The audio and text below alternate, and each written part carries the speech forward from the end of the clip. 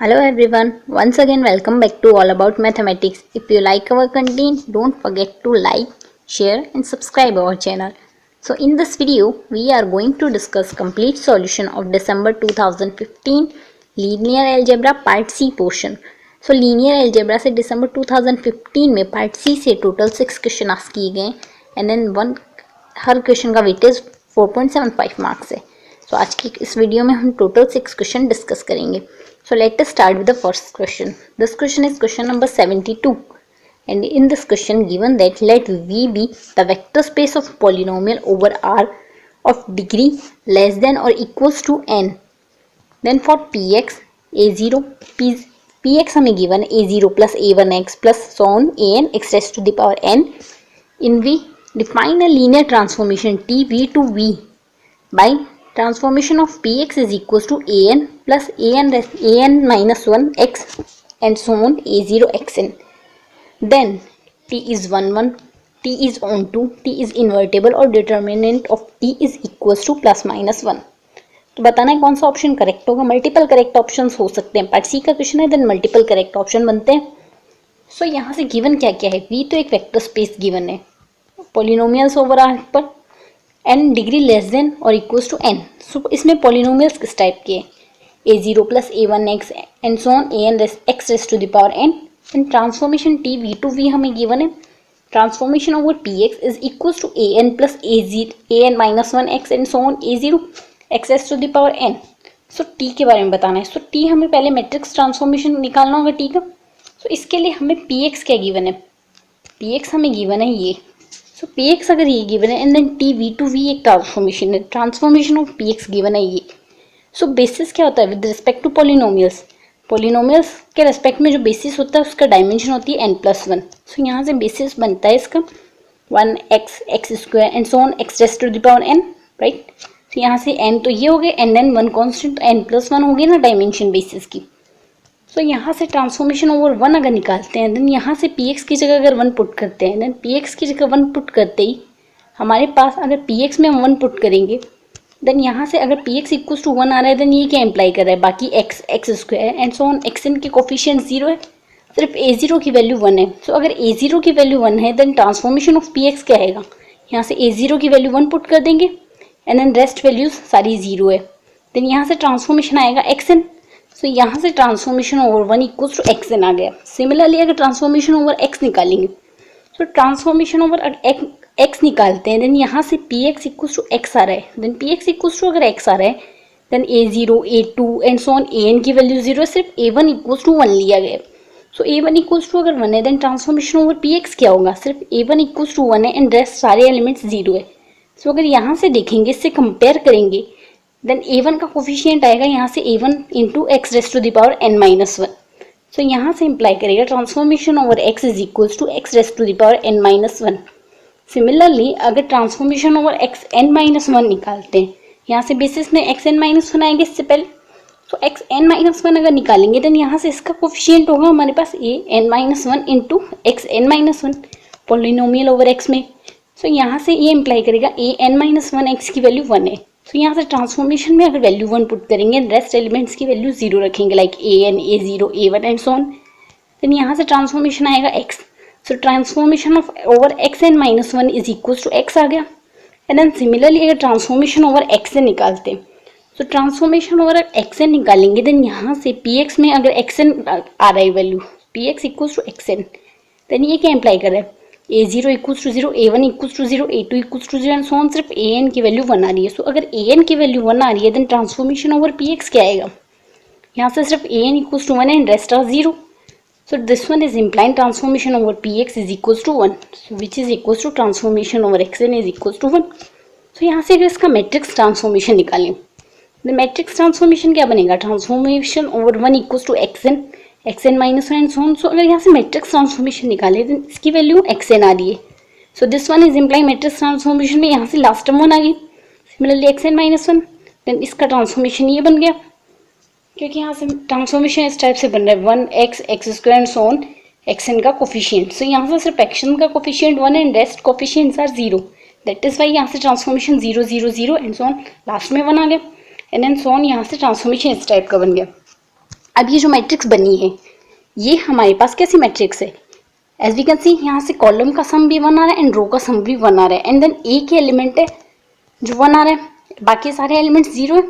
सो ये इंप्लाई करता है हर कॉलम में एक 1 है एंड हर रो में एक 1 है। सो ये इंप्लाई करता है यहाँ से जो मैट्रिक्स बन रही है हमारे पास T, ये मैट्रिक्स हमारे पास परमुटेशन मैट्रिक्स है। सो परमुटेशन मैट्रिक्स का तो हमें पता है, परमुटेशन मैट्रिक्स का डिटर्मिनेंट होता है -1⁻n।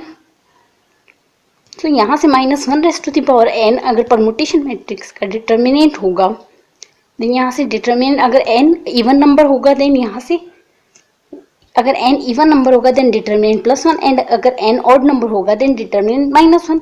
So this one is implying determinant of t equals to +-1। So determinant of t equals to +-1 आ गया, और डिटर्मिनेंट अगर नॉन जीरो आता है देन ये इंप्लाई करता है मैट्रिक्स हमारे पास इन्वर्टेबल मैट्रिक्स है, नॉन सिंगुलर मैट्रिक्स आ गई, देन t इज इन्वर्टेबल आ गया यहाँ से। एंड देन कोई भी अगर मैट्रिक्स ट्रांसफॉर्मेशन हमारे पास इन्वर्टेबल आ जाता है देन ये इंप्लाई करता है वो लीनियर ट्रांसफॉर्मेशन हमारे पास बाइजेक्टिव होगा, और अगर वो बाइजेक्टिव है then this one is implying कोई भी फाइनाइट लीनियर ट्रांसफॉर्मेशन हमारे पास अगर बाइजेक्टिव आ गया देन ये इंप्लाई करता है t हमारे पास 1 है एंड t हमारे पास ऑन 2 है। सो यहाँ से हमारे पास ऑप्शन ए बी तो करेक्ट हो गया, t इन्वर्टेबल आई गया and determinant of t equals to +-1। So यहाँ से इस क्वेश्चन में हमारे पास चारों ऑप्शन करेक्ट हो गए। सो यहाँ से हमने क्या क्या प्रोसेस लगाई है क्वेश्चन करने के लिए, क्वेश्चन करने के लिए हमने सिंपल प्रोसेस लगाई है। पहले हमने ट्रांसफॉर्मेशन px हमें गिवन है उससे हमने ट्रांसफॉर्मेशन निकाली एंड देन px के रेस्पेक्ट में हमने बेसिस लिख लिया, बेसिस के रेस्पेक्ट में हमने वैल्यू रखते हुए ट्रांसफॉर्मेशन के लिए मैट्रिक्स बना ली। सो मैट्रिक्स रिप्रेजेंटेशन आ गया और मैट्रिक्स रिप्रेजेंटेशन से हमने उसका डिटर्मिनेंट डिफाइन कर लिया, डिटर्मिनेंट नॉन जीरो है देन मैट्रिक्स इन्वर्टेबल हो गई, और इन्वर्टेबल है एंड डिटर्मिनेंट नॉन जीरो है देन ये इंप्लाई कर रहा है हमारे पास जो लीनियर ट्रांसफॉर्मेशन है वो बाइजेक्टिव है then t is 1 and on 2। सो यहाँ से चारों ऑप्शन करेक्ट हो गए। So now come to the next question, given that question number 74, given that let V be a finite dimensional vector space over R, let T V to V be a linear transformation such that rank of t square is equals to rank of t, then kernel of t square equals to kernel of t, range of t square equals to range of t, and kernel of t intersection range of t equals to 0, and then kernel of t square intersection range of t square equals to 0। देन multiple correct options यहाँ हो सकते हैं, part सी का question है। Then so यहाँ से given क्या क्या है, एक तो V finite dimensional vector space given है ओवर R एंड T हमें V टू V एक लीनियर ट्रांसफॉर्मेशन गिवन है जिसके लिए rank of t square equals to rank of t given है। देन यहाँ कर्नेल और रेंज के बारे में बात की गई है। सो अगर सॉल्यूशन देखें इसका, देन यहाँ से हमें गिवन है रैंक ऑफ, हमें किसी भी finite dimensional t is a finite dimensional linear operator, तो किसी भी फाइनाइट, यहाँ B हमें finite dimensional vector space over R given है, देन T हमें V टू V डिफाइन किया गया है, देन ये इंप्लाई कर रहा है T भी हमारे पास फाइनाइट डायमेंशनल लीनियर ऑपरेटर है। सो किसी भी फाइनाइट डायमेंशनल लीनियर ऑपरेटर के लिए range of t square contained in range of t and kernel of t contained in kernel of t square होता है। सो यहाँ से अगर देखें देन यहाँ से अगर ज़्यादा पावर हो like kernel of t cube range of t cube, so अगर यहाँ से t क्यूब की बात करेंगे देन t क्यूब कंटेन करेगा t स्क्वायर में रेंज ऑफ t स्क्वायर में, and then range of t square contain करेगा रेंज ऑफ t में। Similarly kernel of t contain करेगा कर्नेल ऑफ कंटेन करेगा t kernel of t square में, and kernel of t square contain करेगा kernel of t cube and so on में। So आगे इस type से process चलती जाएगी and t is finite dimensional vector space. So हमें यहाँ से गिवन है range of t square equals to range of rank of t square equals to rank of t। So यहाँ से ये क्या गिवन है, हमें यहाँ से गिवन है range of t square is contained in less than equals, तो यहाँ से अगर डायमेंशन देखेंगे so range of t square must be less than equals to आएगा रेंज ऑफ t के, बट यहाँ से हमें गिवन है rank of t square equals to rank of t, then यहाँ से ये इंप्लाई कर रहा है दोनों की डायमेंशंस इक्वल है। सो अगर यहाँ से दोनों की डायमेंशंस इक्वल होगी देन ये इंप्लाई करेगा range of t square equals to range of t, then यहाँ से हमारे पास ऑप्शन बी करेक्ट हो जाएगा जो कह रहा है range of t square equals to range of t। So option B तो यहाँ करेक्ट हो गया। सिमिलरली हम ऑप्शन ए को भी करेक्ट कर सकते हैं क्योंकि बाई सेल्वेस्टर्स लॉ हमें कहता है rank of T plus nullity of T equals to n होता है, डायमेंशन एन होगा यहाँ से। सो यहाँ से rank of T equals to n minus nullity of T. So यहाँ से क्या इंप्लाई कर रहा है, nullity of T equals to nullity of T square आ गया हमें तो गिवन है rank of T equals to rank of T square, but यहाँ से हमने फाइंड आउट कर लिया nullity of T equals to nullity of T square रहेगा। Since kernel of T contain kernel of T square, then ये क्या imply कर रहा है, डायमेंशन ऑफ इसकी dimension less than equals to होगी कर्नेल ऑफ टी स्क्वायर के, but यहाँ से दोनों की नलिटी इक्वल गिवन है। सो अगर दोनों की नलिटी इक्वल होगी देन कर्नेल स्पेस भी इसका बराबर होगा। So kernel of T square equals to kernel of T, then this one is implying, यहाँ से ऑप्शन ए भी हमारे पास करेक्ट होगा। सो ए और बी दोनों करेक्ट हो गए। Now come to the next option, option C. Option C में अगर kernel of T intersection range of T equals to 0, देन अगर यहाँ से देखें बाय द डेफिनेशन अगर टी वी टू वी हमें कोई लीनियर ट्रांसफॉर्मेशन गिवन हो, देन रेंज ऑफ टी क्या डिफाइन होता है, रेंज ऑफ टी होता है उन सारे ट्रांसफॉर्मेशन का collection, T of x belongs to V dash, उन सारे एक्स के लिए ट्रांसफॉर्मेशन का कलेक्शन जो वी डैश से बिलोंग्स करें, और यहाँ सारे एक्स बिलोंग्स करेंगे वी से। सिमिलरली अगर कर्नेल ऑफ टी की बात करें, कर्नेल ऑफ टी होता है उन सारे एक्स जो वी से बिलोंग्स कर रहे हैं उनका कलेक्शन जिनके लिए transformation of x equals to 0 आ जाए।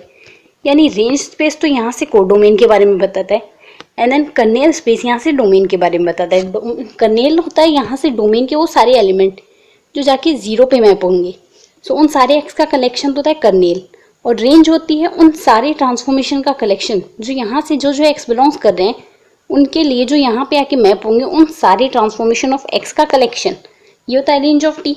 सो अगर कोई एलिमेंट लेंगे, let us take x belongs to kernel of T intersection range of T. So अगर कोई भी एलिमेंट इनके इंटरसेक्शन से बिलोंग्स कर रहा है, देन ये क्या इंप्लाई करता है, एक्स कर्नेल ऑफ टी से भी बिलोंग्स कर रहा है और एक्स रेंज ऑफ टी से भी बिलोंग्स कर रहा है। सो ये इंप्लाई करता है अगर कर्नेल ऑफ टी से बिलोंग्स कर रहा है कोई भी एलिमेंट, देन यहाँ से क्या होगा, अगर कोई भी एलिमेंट कर्नेल ऑफ टी से बिलोंग्स कर रहा है देन वो इंप्लाई करता है इसका transformation of x equals to 0 आ जाएगा। So this one is implying, यहाँ से transformation of x equals to 0 आ गया। सिमिलरली अगर यहाँ से एलिमेंट लें, कोई भी एलिमेंट रेंज ऑफ टी से बिलोंग्स कर रहा है, क्योंकि यहाँ से इंटरसेक्शन से बिलोंग्स कर रहा है, सो रेंज ऑफ टी स्क्वायर से बिलोंग्स कर, सॉरी रेंज ऑफ टी आएगा यहाँ से, सो रेंज ऑफ टी से बिलोंग्स करेगा। देन यहाँ से अगर range of kernel of T intersection kernel of T square था क्या, नहीं, देन यहाँ से रेंज ऑफ टी से अगर कोई एलिमेंट बिलोंग कर रहा है, सो यहाँ से टी आएगा, देन आप टी कर लीजिए वैसे। सो अगर यहाँ से कोई एलिमेंट रेंज ऑफ टी से अगर बिलोंग कर रहा है, देन ये इंप्लाई कर रहा है इसके लिए एक ऐसा वाई एग्जिस्ट करेगा, यहाँ से इसके लिए एक ऐसा वाई एग्जिस्ट करेगा जिसके लिए x equals to T y होगा by the definition of range space. So यहाँ से अगर दोनों तरफ ट्रांसफॉर्मेशन अप्लाई कर लें, क्योंकि टी एक लीनियर ट्रांसफॉर्मेशन है, देन दोनों तरफ अगर ट्रांसफॉर्मेशन अप्लाई करेंगे ये इंप्लाई करेगा transformation of x equals to transformation of y. So अगर यहाँ से दोनों transformation of x equals to transformation T square y, so T square y क्या है हमारे पास, यहाँ से ट्रांसफॉर्मेशन ऑफ एक्स हमने लिया है 0, so transformation of x equals to 0 है, then transformation of y square भी 0 आ गया।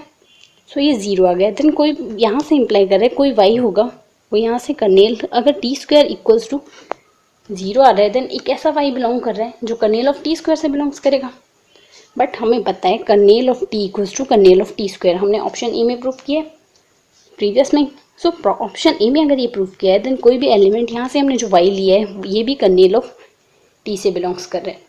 सो ये इंप्लाई कर रहा है, देन अगर वाई भी कर्नेल ऑफ टी से बिलोंग्स कर रहा है, then transformation over y equals to 0 आ जाएगा, क्योंकि कोई भी एलिमेंट जो कर्नेल से बिलोंग्स करता है, हमने डेफिनेशन में बताया कोई कर्नेल ऑफ टी की डेफिनेशन होती है उन सारे एक्स एलिमेंट्स का वी से उन सारे एलिमेंट्स का कलेक्शन जिनके लिए transformation of x equals to 0 हो। तो अब अगर हमने यहाँ पे ये प्रूफ किया है कि y belongs to kernel of T, so अगर y कर्नेल ऑफ टी से बिलोंग्स करेगा, देन y का transformation of y equals to 0 आ जाएगा by the definition. So transformation over y equals to 0। So ये इंप्लाई कर रहा है फ्रॉम इक्वेशन फर्स्ट यहाँ कौन सी है, इक्वेशन फर्स्ट यहाँ से ये है x equals to transformation of y। So x equals to transformation of y and transformation over y equals to 0 है, देन x इक्वल्स टू 0 आ गया। सो x इक्वल्स टू 0 आ गया। सो ये इंप्लाई कर रहा है kernel of T intersection range of T equals to 0। So kernel of T intersection range of T equals to 0 आ गया। देन ऑप्शन से अगर देखें, देन ऑप्शन हमारे पास सी करेक्ट आ गया, ए एंड बी हमने पहले ही करेक्ट कर दिए थे, सी भी करेक्ट आ गया। Now come to the last option. Last option कह रहा है kernel of T square intersection range of T square equals to 0। So हमने प्रीवियस ऑप्शन में प्रूव किया है kernel of T equals to kernel of T square and range of T equals to range of T square. Then ये क्या imply कर रहे हैं, kernel of, और यहाँ हमने प्रूव किया kernel of T intersection range of T equals to 0। So यहाँ से कर्नेल ऑफ टी की जगह कर्नेल ऑफ टी स्क्वायर रख देंगे एंड रेंज ऑफ टी की जगह रेंज ऑफ टी स्क्वायर रख देंगे। सो इक्वल्स टू 0 आ जाएगा ना। So kernel of T square intersection range of T square equals to 0। So यहाँ से ऑप्शन डी भी करेक्ट हो गया। सो इस क्वेश्चन में हमने option A, option B, option C and option D चारों ऑप्शन करेक्ट प्रूव कर लिए। So now come to the next question.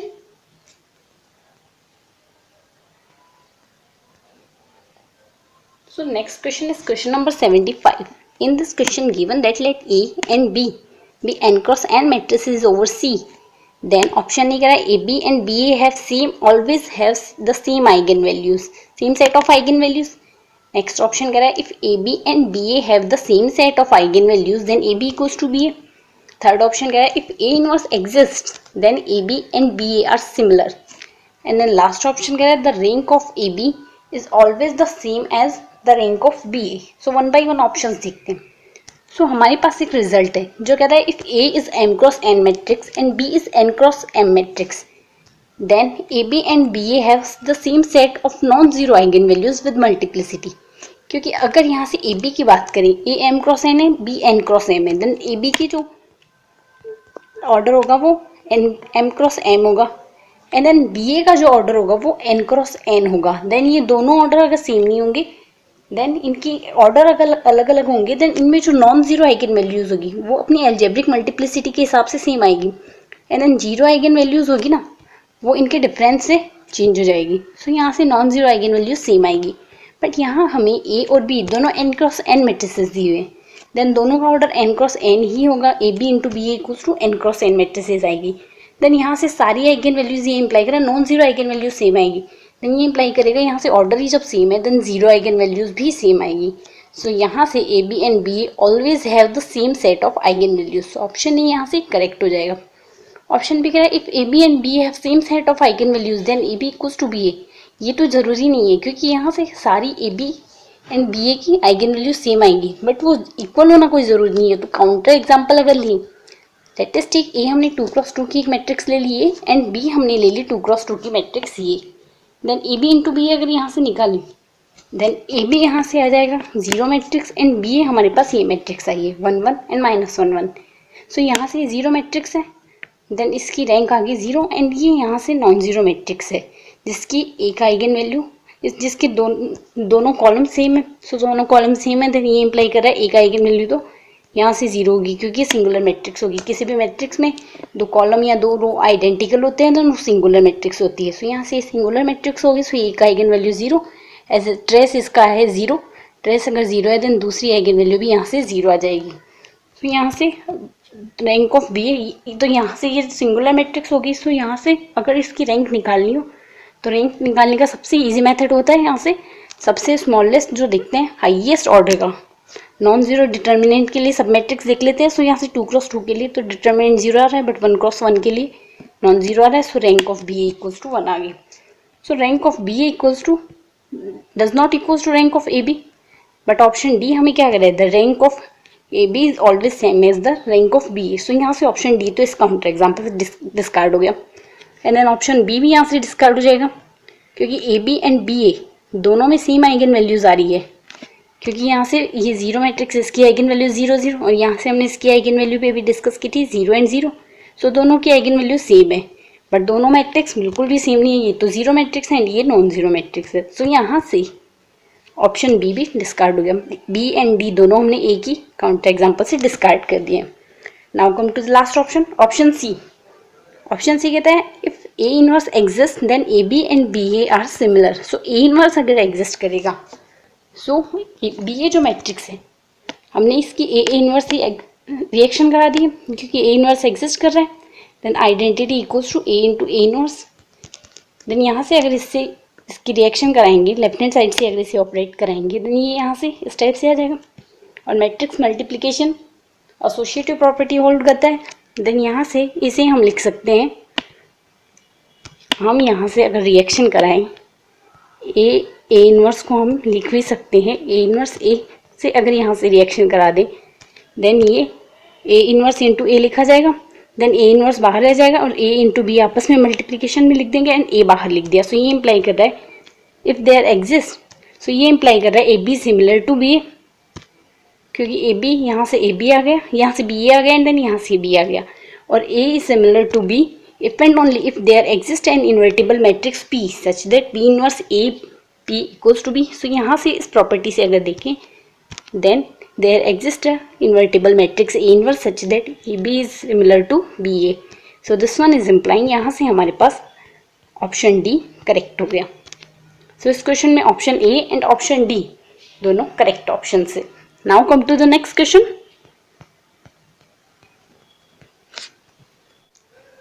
So this question is question number 78. In this question 76, sorry. In this question given that let A be M cross N real matrix and B belongs to Rm with B does not equals to 0. Then the option A the set of all real solution of Ax equals to B is a vector space. Second option if U and V are two solution of Ax equals to B, then lambda u plus 1 minus lambda v is also a solution of Ax equals to B for any lambda belongs to R. Option third for any solution u and v of Ax equals to B, the linear combination lambda u plus 1 minus lambda v is also a solution of Ax equals to B only when lambda is between 0 to 1. And last option if rank of A equals to n then Ax equals to B has at most one solution. So हमें one by one check करना है कौन सा option correct होगा। So start करते हैं solution से। So first option हमें कह रहा है A first of all given क्या है, ए हमें एक m cross n real matrix दी हुई है जिसमें b Rm से बिलोंग्स कर रहा है and b does not equals to 0 है। सो यहाँ से अगर देखें then let S be the set of all real solutions. So अगर S इसके सारे रियल सॉल्यूशन का सेट है Ax इक्वल्स टू बी के, real solution of Ax equals to B, so ये सिस्टम ऑफ इक्वेशन इसके सारे रियल सॉल्यूशन का एक सेट हमने S अज्यूम किया है। सो अगर S में x1 और x2 दो सॉल्यूशन बिलोंग करें, देन अगर ये सॉल्यूशन इस सेट से बिलोंग्स करें देन ये Ax equals to B system of equation के सॉल्यूशन होंगे। सो अगर ये Ax इक्वल्स टू बी के सॉल्यूशन होते हैं देन इस केस में Ax1 equals to B and Ax2 equals to B आएगा। So Ax1 equals to B and Ax2 equals to B अगर कोई भी दो सॉल्यूशन है, सो अगर वेक्टर स्पेस हमें इसे प्रूव करना है, सो कोई भी सेट वेक्टर स्पेस कब होगा जब फर्स्ट ऑफ ऑल उसमें क्लोजर प्रॉपर्टी होल्ड होनी चाहिए ना। सो यानी Ax इक्वल्स टू बी और Ax2 इक्वल्स टू बी ये दोनों इसके सॉल्यूशन है, देन इनका जो लीनियर कॉम्बिनेशन बनेगा वो भी इसका एक सॉल्यूशन होना चाहिए।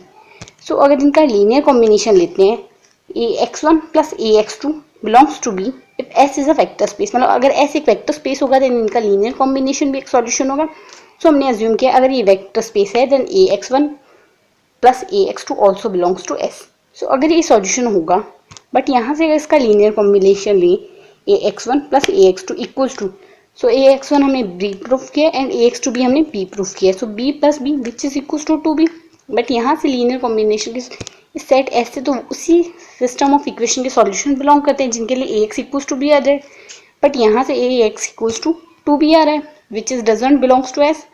सो ये इंप्लाई कर रहा है ये दोनों अगर सेट से बिलोंग करें बट इनका लीनियर कॉम्बिनेशन सेट से बिलोंग्स नहीं कर रहा, सो यहाँ से ये वेक्टर स्पेस फॉर्म नहीं करता सेट। सो ये इंप्लाई करता है ऑप्शन ए यहाँ से डिस्कार्ड हो गया जो कह रहा है the set of all real solution of Ax equals to B is a vector space. So option A यहाँ से डिस्कार्ड हो गया। Now come to the next option, option B.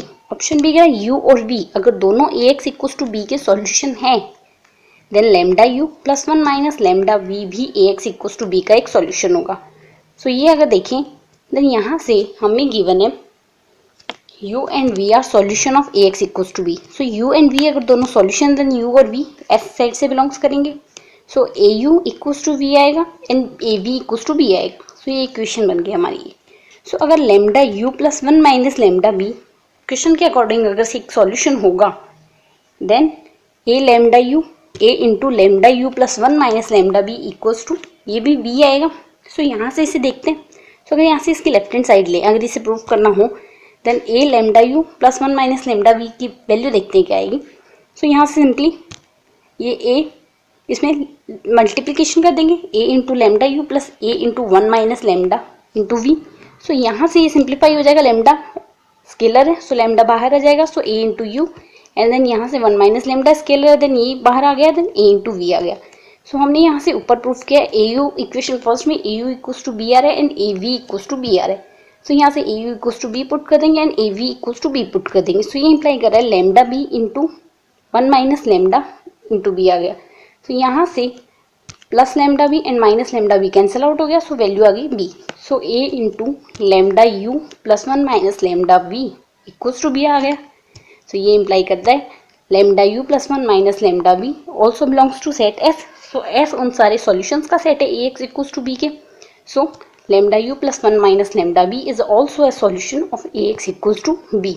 So यहाँ से ऑप्शन बी भी करेक्ट हो गया, option ए discard हो गया एंड ऑप्शन बी करेक्ट हो गया। एंड देन यहाँ से हमने जब ये सॉल्यूशन प्रूफ किया है, then for all lambda belongs to R के लिए प्रूफ किया है। यहाँ से लेमडा की कोई स्पेशल कंडीशन तो हमने ली नहीं ना कि स्पेसिफिक इसी कंडीशन के लिए ट्रू है, बट ऑप्शन सी कह रहा है ये सॉल्यूशन तो है but lambda when lambda is less than equals to 0, when 0 is less than equals to lambda is less than equals to 1। So ये लेमडा पे कंडीशन लगा रहा है, बट हमने जब सॉल्यूशन प्रूफ किया है देन लेमडा पे कोई कंडीशन नहीं ली है। सो यहाँ से ऑप्शन बी तो करेक्ट हो गया, बट लेमडा पे कोई कंडीशन नहीं होगी, सो ऑप्शन सी डिस्कार्ड हो गया। यहाँ पे ओनली लिखा है, अगर ओनली नहीं लिखा होता ना देन भी ये ट्रू हो जाता, क्योंकि यहाँ पे व्हेन बाकी लेमडा की सारी चॉइसेस के लिए तो ट्रू है, बट यहाँ पे ओनली व्हेन लिखा हुआ। सो अगर ओनली नहीं लिया होता देन ये ऑप्शन करेक्ट हो जाता। So now come to the last option, option C तो डिस्कार्ड हो गया। ऑप्शन डी कह रहा है if rank of A is n then A x equals to b has at most one solution. So हमें यहाँ से ए क्या दी हुई, A m cross n matrix दी हुई है। सो ए अगर एम क्रॉस एन मैट्रिक्स दी हुई, if rank of A equals to N ले लेते हैं and rank of A equals to n आने का मतलब क्या है, अगर rank of A equals to यहाँ से एन आ जाती है then m is greater than n आ गया equals to N.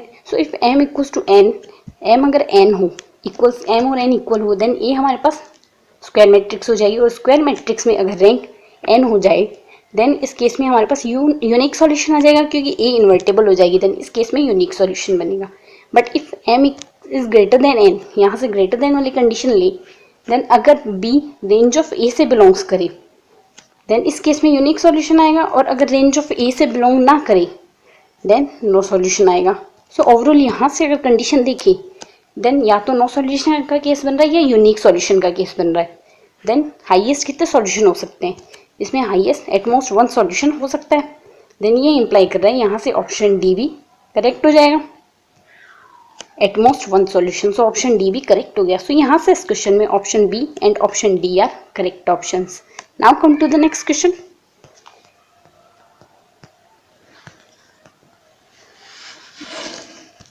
So in this question, question number 77, given that let A be n cross n matrix over C such that every non-zero vector of Cn is an eigenvector of A, then मतलब क्या क्या दिया हुआ है, A एक तो n cross n square matrix given है, over C पे कॉम्प्लेक्स नंबर पे डिफाइन है, and every non zero vector Cn is an eigen vector of A, मतलब सारे नॉन जीरो वेक्टर्स होंगे Cn के वो इसके आइगन वेक्टर्स होंगे।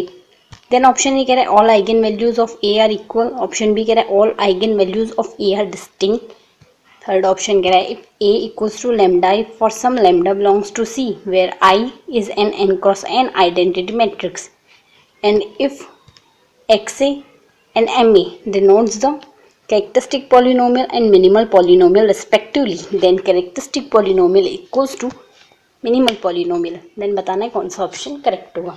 सो फर्स्ट ऑफ ऑल ए हमें एक ऐसी n cross n matrix given है ओवर सी जिसके लिए सारे नॉन जीरो वेक्टर्स के आइगन वेक्टर होंगे। सो कैरेक्टरिस्टिक इक्वेशन क्या होती है हमारे पास, कैरेक्टरिस्टिक इक्वेशन होती है A x equals to lambda x. So अगर A equals to identity matrix ले तो एन क्रॉस एन की जो आइडेंटिटी मैट्रिक्स होगी इसके लिए कैरेक्टरिस्टिक इक्वेशन क्या सिंप्लीफाई हो जाएगी, ये यहाँ से सिंप्लीफाई हो जाएगी x equals to lambda x, यहाँ से ए इक्वल्स टू आई अगर पुट कर दें then x equals to lambda x आ जाएगा, राइट। देन यहाँ से अगर एक्स कॉमन लेंगे then 1 minus lambda equals to 0। So अगर एक्स नॉन जीरो हो, क्योंकि हमें क्वेश्चन में गिवन है सारे नॉन जीरो आइगन वेक्टर्स के वेक्टर हैं, देन ये क्या इंप्लाई करे x does not equals to 0 होगा यहाँ से। सो अगर x does not equals to 0 होगा देन लेमडा इक्वल्स टू 1 हो जाएगा। सो आई वैसे भी यहाँ से हमने a इक्वल्स टू आई लिया है, तो आइडेंटिटी मैट्रिक्स है, देन इसके लिए सारी लैम्डा की वैल्यू 1 होगी, दैट इज़ वाई यहाँ से 1 इक्वल्स टू लैम्डा हो गया। Then x does not equals to 0 आ गया। सो ये क्या इंप्लाई कर रहा है, every non zero vector is an eigen vector. So identity matrix के लिए सारे नॉन जीरो वेक्टर्स के आइगन वेक्टर होते हैं। सो आइडेंटिटी मैट्रिक्स के लिए हमें पता है, तो आइडेंटिटी मैट्रिक्स की सारी आइगन वैल्यूज क्या होती है, आइडेंटिटी मैट्रिक्स की सारी आइगन वैल्यू 1 होती है, देन सारी आइगन वैल्यू इक्वल होती है। देन ये क्या इंप्लाई कर रहा है, यहाँ से ऑप्शन ए करेक्ट हो जाता है और ऑप्शन बी डिस्कार्ड हो जाता है, जो कह रहा है all eigen values are distinct. और वैसे भी हमारे पास डायरेक्ट रिजल्ट है जो कहता है अगर किसी भी मैट्रिक्स के लिए सारे नॉन जीरो वेक्टर अगर उसके आइगन वेक्टर हो, देन उसके लिए उसकी सारी आइगन वैल्यू उस मैट्रिक्स की इक्वल होती है, एंड देन उसके लिए A equals to lambda A की प्रॉपर्टी होल्ड होती है for some lambda belongs to C and I is where identity matrix. ठीक है, सो यहाँ से हमने A equals to identity matrix assume किया है। सो अगर A equals to identity matrix होगी, देन इसके लिए कैरेक्टरिस्टिक इक्वेशन क्या होगी, कैरेक्टरिस्टिक इक्वेशन होगी x minus lambda raise to the power n होती है किसी भी मैट्रिक्स के लिए। सो यहाँ से लैम्डा इक्वल्स टू 1 है, सो यहाँ से लैम्डा इक्वल्स टू अगर 1 ले लें, then x minus 1 raise to the power n हो जाएगी। और हमें पता है आइडेंटिटी मैट्रिक्स डायगोनलाइजेबल होती है किसी भी फील्ड में। सो अगर आइडेंटिटी मैट्रिक्स किसी भी फील्ड के लिए जो आइडेंटिटी मैट्रिक्स होगी उस मैट्रिक्स की उस सेट के लिए वो डायगोनलाइजेबल होती है। सो कोई भी मैट्रिक्स अगर डायगोनलाइजेबल होती है, then its minimal polynomial contains non repeated linear factor. So यहाँ से मिनिमल पॉलिनोमियल जो होगा वो non repeated linear factor contain करेगा। देन यहाँ से लैम्डा इक्वल्स टू 1 है, देन यहाँ भी लैम्डा इक्वल्स टू 1 आ जाएगा। सो यहाँ से जो मिनिमल पॉलिनोमियल बनेगा इसका बनेगा x minus 1, non repeated linear factor होगा, देन यहाँ से इसकी कोई भी पावर नहीं आएगी। सो यहाँ से x माइनस 1 ही आएगा ही, बट यहाँ से कैरेक्टरिस्टिक पॉलिनोमियल क्या कहते हैं, x minus 1 raise to the power n। Then what is this one implying? This one is implying characteristic polynomial does not equals to minimal polynomial. So यहाँ से characteristic polynomial और minimal polynomial अगर बराबर नहीं है, then option D डिस्कार्ड हो जाएगा, जो कह रहे हैं minimal polynomial और characteristic polynomial दोनों बराबर होंगे इसके लिए। So option D तो डिस्कार्ड हो गया, and option C and option A direct result से भी ट्रू हो गया, और ऑप्शन B हमने काउंटर एग्जाम्पल आइडेंटिटी मैट्रिक्स लेके डिस्कार्ड कर दिया।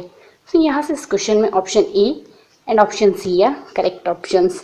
So now come to the next question and last question of this video. Then यहाँ से हमें consider A is 3 cross 3 this matrix and B is this matrix. So A और B हमें दो 3 cross 3 के स्क्वायर मैट्रिसेस गिवन है। Then option A कह रहा है A and B are similar over the field of rational number. Option B कह रहा है A is diagonalizable over the field of rational numbers. Option C कह रहा है B is the Jordan canonical form of A, and option D कह रहा है the minimal polynomial and the characteristic polynomial of A are the same. So A और B के similarity, diagonalizability, Jordan canonical form और minimal polynomial and characteristic polynomial पे बात की गई। सो इनमें सबसे पहले तो हमें इनके लिए characteristic polynomial and minimal polynomial he find out करना होगा। सो कैरेक्टरिस्टिक पॉलिनोमियल निकालने के लिए यहाँ से कि आइगन वैल्यूज अगर पता हो तो भी हम निकाल सकते हैं, या फिर determinant of A minus lambda को सॉल्व करके भी हम निकाल सकते हैं। सो यहाँ से हमें इसकी आइगन वैल्यू पता लग सकती है, क्योंकि दोनों मैट्रिसेस अगर देखेंगे देन दोनों मैट्रिसेस अपर ट्राइंगुलर मैट्रिक्स है। सो दोनों मैट्रिसेस अगर अपर ट्राइंगुलर मैट्रिक्स है, देन इनकी जो डायगोनल एलिमेंट्स होंगे वो ही इनकी आइगन वैल्यूज होंगी। सो इनकी आइगन वैल्यूज अगर ए के लिए आइगन वैल्यू देखें, then 2 and 3 are diagonal element of this matrix. So इसकी आइगन वैल्यूज क्या आ गई, 2 and 3. सो एक तो इसकी आइगन वैल्यू 2 है एंड एक आइगन वैल्यू 3 है। आइगन वैल्यू 2 जो है उसकी एल्जेब्रिक मल्टीप्लिसिटी 2 है, एंड देन जो आइगन वैल्यू 3 है उसकी एल्जेब्रिक मल्टीप्लिसिटी 1 है। सो ये मैट्रिक्स ए के लिए है। अब अगर मैट्रिक्स बी के लिए देखें, देन इसके डायगोनल एलिमेंट 2 and 3 है, देन इसकी आइगन वैल्यूज 2 and 3। सो दोनों के कैरेक्टरिस्टिक पॉलिनोमियल क्या आएंगे, x minus 2 raise to the power 2 into x minus 3। So यहाँ से दोनों के कैरेक्टरिस्टिक पॉलिनोमियल आ गए सेम। सो अब अगर मैट्रिक्स ए के लिए देखें, देन मिनिमल पॉलिनोमियल निकालना होगा। मिनिमल पॉलिनोमियल के लिए अगर हमें मैट्रिक्स की अगर ज्योमेट्रिक मल्टीप्लिसिटी पता हो, देन हम इसके लिए डायगोनलाइजेबिलिटी निकाल सकते हैं, कि कोई भी मैट्रिक्स डायगोनलाइजेबल कब होती है, जब उसके लिए जो आइगन वैल्यूज होती है उनके लिए algebraic multiplicity equals to geometric multiplicity आ जाए। सो अगर मैट्रिक्स हमें गिवन है देन ज्योमेट्रिक मल्टीप्लिसिटी हम इजीली फाइंड आउट कर सकते हैं। सो यहाँ से हमें ए गिवन है ये एंड बी गिवन है ये। सो कैरेक्टरिस्टिक पॉलिनोमियल तो हमने निकाल लिया, साथ ही इनके लिए ए एम की वैल्यू भी निकाल ली। Algebraic multiplicity lambda equals to 2 के लिए 2 आई है। सो अगर geometric multiplicity over lambda equals to 2 निकालें then what is this one? This one is equals to nullity of A minus lambda I. Lambda I है, लैम्डा इक्वल्स टू 2 के लिए find out कर रहे हैं। सो नलिटी ऑफ ए माइनस 2 आई आ जाएगी। सो nullity of A minus 2 आई क्या आएगा? यहाँ से ए माइनस 2 आई फाइंड आउट कर लेंगे क्योंकि ए तो हमें गिवन नहीं है। सो ए माइनस 2 आई आएगी हमारे पास 0 2 1 0 0 माइनस 1 एंड 0 0 1। सो यहाँ से इसके लिए नलिटी देखनी होगी। सो नलिटी देखने का बेस्ट तरीका यही होता है हमारे पास, अगर मैट्रिक्स हमें सिंप्लीफाई फॉर्म में गिवन है देन हम उसमें हाईएस्ट सब मैट्रिक्स निकाल लेते हैं जिसका डिटर्मिनेंट नॉन जीरो। सो यहाँ से इसकी एक कॉलम तो कम्प्लीटली जीरो है, तो इसका डिटर्मिनेंट तो जीरो आएगा। 3 क्रॉस 3 मैट्रिक्स का डिटर्मिनेंट जीरो आ गया। तब यहाँ से इसके बाद की सब मैट्रिक्स कौन सी होगी? 2 क्रॉस 2 की। सो अगर यहाँ से 2 क्रॉस 2 की ये मैट्रिक्स देखें देन इसका डिटर्मिनेंट नॉन जीरो आएगा, इसका डिटर्मिनेंट -2 है, does not equals to zero. So ये इंप्लाई कर रहे हैं यहाँ से इस मैट्रिक्स की रैंक क्या आएगी? Rank of A minus lambda equals to 2। यहाँ से 2 आ गई, रैंक अगर 2 आ गई then nullity equals to rank of A plus nullity of A equals to n.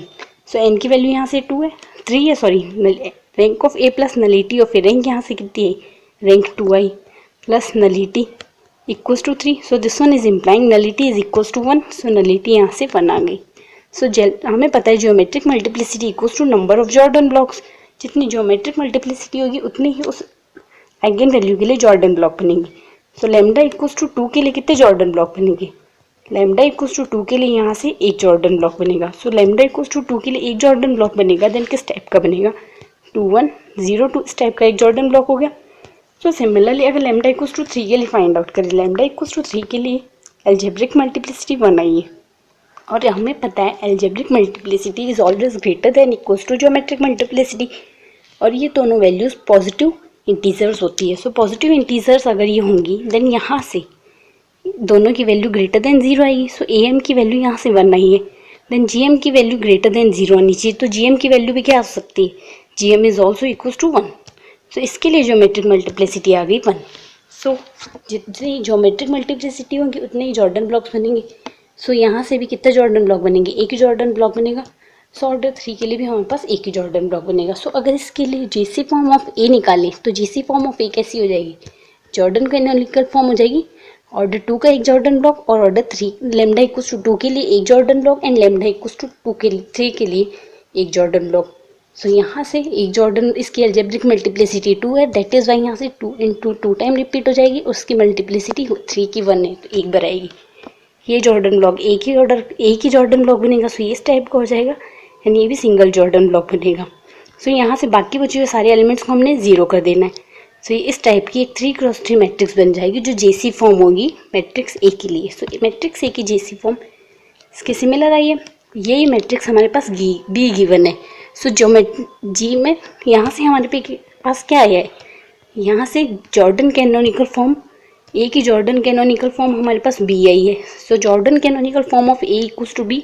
सो ये इंप्लाई कर रहा है यहाँ से ए और बी दोनों मैट्रिसेस सिमिलर है।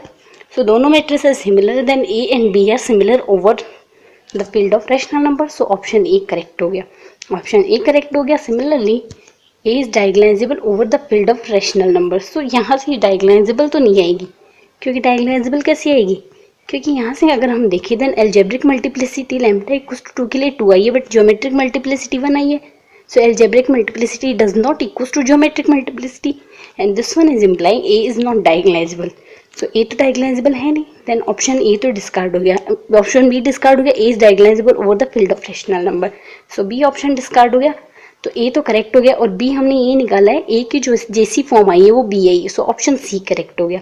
ऑप्शन डी कह रहा है the minimal polynomial and the characteristic polynomial of A are the same. So यहाँ से इसके लिए मिनिमल पॉलिनोमियल एंड जो कैरेक्टरिस्टिक पॉलिनोमियल दोनों सेम आएंगे, क्योंकि अगर कैरेक्टरिस्टिक मिनिमल पॉलिनोमियल इस टाइप का होता देन मिनिमल पॉलिनोमियल में नॉन रिपीटेड रूट्स होते और नॉन रिपीटेड रूट्स होने की वजह से ये डायगोनालाइजेबल हो जाता, बट ये डायगोनालाइजेबल नहीं है, दैट इज ये ऐसा नहीं होगा। सो यहाँ से इसकी पावर 2 ये इससे ग्रेटर आ सकती है, बट इसकी पावर मिनिमम कैरेक्टरिस्टिक पॉलिनोमियल से कभी भी ज़्यादा नहीं आ सकती। तो यहाँ से कैरेक्टरिस्टिक पॉलिनोमियल में पावर हमें 2 दी गई है, देन यहाँ से भी हाईएस्ट पावर 2 आएगी। Then this one is implying minimal polynomial and characteristic polynomial of matrix A are the same, that is why यहाँ से ऑप्शन डी भी करेक्ट हो जाएगा। सो यहाँ से इस क्वेश्चन में option A, option C and option D are correct options. So आज के इस वीडियो में हमने दिसंबर 2015 में पूछे गए लीनियर अलजेब्रा के पार्ट सी के टोटल 6 क्वेश्चन थे, जो सारे के सारे डिस्कस कर लिए हैं। सो अगर आपको वीडियो पसंद आया हो तो वीडियो को लाइक, शेयर, चैनल को सब्सक्राइब करना ना भूलें। Thank you.